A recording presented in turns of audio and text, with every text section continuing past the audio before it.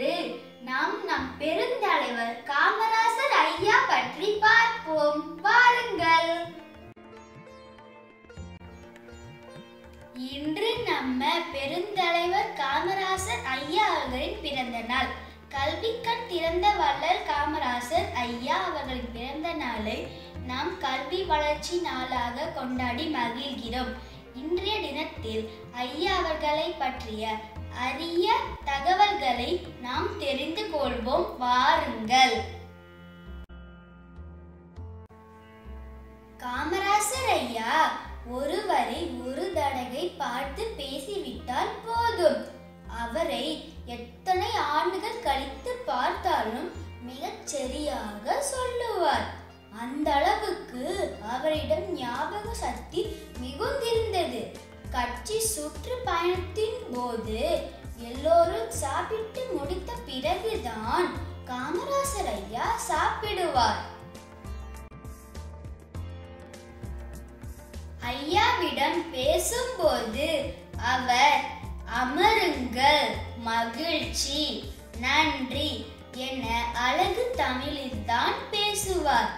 நேரு, சர்தார் பட்டேல், சாஸ்திரி உள்ளிட்ட வடமாநில தலைவர்களுடன் பேசும்போது மிக மிக அழகான ஆங்கிலத்தில் காமராசர் ஐயா பேசுவதை பலரும் கேட்டு ஆச்சரியத்தில் வாயடைத்து போயிருக்கிறார்கள். கதத்துண்டுகள் அணிவித்தால் காமராசர் அதனை மிக மிக மகிழ்ச்சியோடு ஏற்றுக்கொள்வார். ஏனெனில் அந்த கதத்துண்டுகள் அனைத்தையும் பாலமந்திர் என்ற ஆதரவற்றோர் இல்லத்திற்கு கொடுத்து விடுவார். பெருந்தலைவரை எல்லோரும் காமராஜர் என்று அழைத்து வந்த நிலையில் தந்தை பெரியார் தான் மேடைகள் தோறும் காமராசர் என்று கூறி நல்ல தமிழில் அழைக்க வைத்தார்.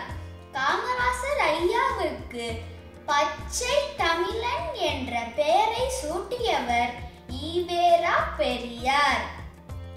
பிரதமர் நேரு காமராசரை பொது கூட்டங்களில் பேசும் பொழுதெல்லாம் மக்கள் தலைவர் என்று கூறினார். 1966ஆம் ஆண்டு ஜெய்ப்பூரில் நடந்த காங்கிரஸ் மாநாட்டில் பேசிய காமராசர் மக்களுக்கு குறைந்த விலையில் பொருட்களை வழங்கும் தொழில்களை நிறைய தொடங்க வேண்டும் என்றார். இந்த உரைதான் இந்திய பொருளாதார துறையில் மாற்றங்களை ஏற்படுத்தியது.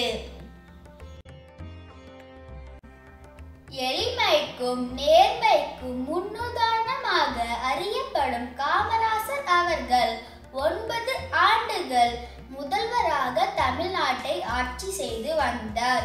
இவரது ஆட்சி காலம் தமிழ்நாட்டின் பொற்காலமாக சொல்லப்படுகிறது. 1976இல் இவரது மறைவுக்கு பின் இவருக்கு பாரத ரத்னா விருது வழங்கப்பட்டது. நன்றி நண்பர்களே.